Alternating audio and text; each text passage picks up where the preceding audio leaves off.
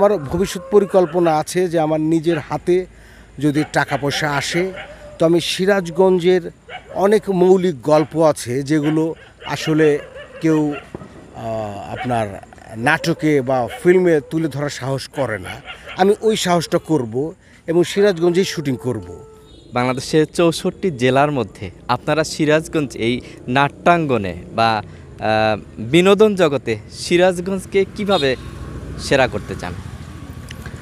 আসলে অভিনেতাদের পাওয়ার খুব কম আর কি। পাওয়ার বলতে আমি বলবো যে যিনি লেখেন, যিনি পরিচালনা করেন, তারা চাইলে অনেক কিছুই করতে পারেন, কিন্তু একজন অভিনেতাকে যখন স্ক্রিপ্টটা দেয়া হয় তখন এক ধরনের নাটক মানেই তো প্রহসন।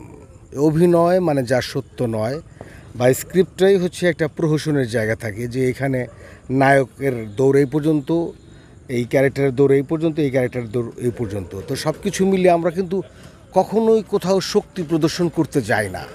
আমরা মানুষের মানে অবলীলায় যে ভালোবাসা, সেই ভালোবাসার কাঙ্গাল। তো বর্তমান যুগ আসলে মানে আমি অনেক জায়গায় মাঝে মাঝে কষ্টে বলে ফেলি যে আসলে সভ্যতার আড়ালে বন্য নিয়মেই এই আমাদের জগৎ সংসার চলছে, যে এখানে শক্তিতে সব কিছু করতে চাওয়া, ভালোবাসায় না। ভালোবাসা এটা আসলে বই পুস্তক বা ফিল্মে নাটকেই থাকে। তো ওই জায়গা থেকে মানে অভিনেতা হিসাবে করার কিছু থাকে না, কিন্তু আমার ভবিষ্যৎ পরিকল্পনা আছে যে আমার নিজের হাতে যদি টাকা পয়সা আসে তো আমি সিরাজগঞ্জের অনেক মৌলিক গল্প আছে যেগুলো আসলে কেউ আপনার নাটকে বা ফিল্মে তুলে ধরার সাহস করে না। আমি ওই সাহসটা করব এবং সিরাজগঞ্জেই শুটিং করব। আমরা ইতিমধ্যে সিরাজগঞ্জের নাটকও দেখেছি আপনাদের অভিনয়ে। তো কি নাটক করেছেন সিরাজগঞ্জ নিয়ে বা সিরাজগঞ্জের ভাষায়, সিরাজগঞ্জের পরিবেশ প্রকৃতি নিয়ে? সিরাজগঞ্জের পরিবেশ প্রকৃতি নিয়ে যেহেতু জাহিদ হাসানের একটা আপনার প্রযোজনা প্রতিষ্ঠান আছে, পুষ্পিতা ভিজুয়ালস। তো জাহিদ ভাইও কিন্তু খুব বন্ধু সুলভ মানুষ আর কি। উনি সিরাজগঞ্জে এসে আড্ডা দিতে খুব পছন্দ করে। উনি অনেক বড় বড় প্রোগ্রাম ফেলে সিরাজগঞ্জে চলে আসে, আড্ডা দেয়।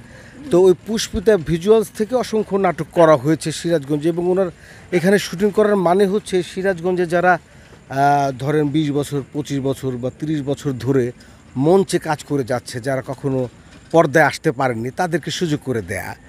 আর এমনিতে একটা নাটক বের হয়েছে যে সিরাজগঞ্জের ছেলে কিশোরগঞ্জের মেয়ে, এটা সিরাজগঞ্জকেই কেন্দ্র করে। আর আমরা আসলে নিম্ন রুচির দিকে যাই না, যে সিরাজগঞ্জের বাটপার, সিরাজগঞ্জের চোর হুজুর, সিরাজগঞ্জের বদমাইশ, এগুলোর ভিতরে আমরা কেউ যাওয়ার চেষ্টা করি না। আমাদের ন্যূনতম একটা রুচিশীল কিছু করলে করব, জনপ্রিয়তার জন্য বা ভিউয়ের জন্য।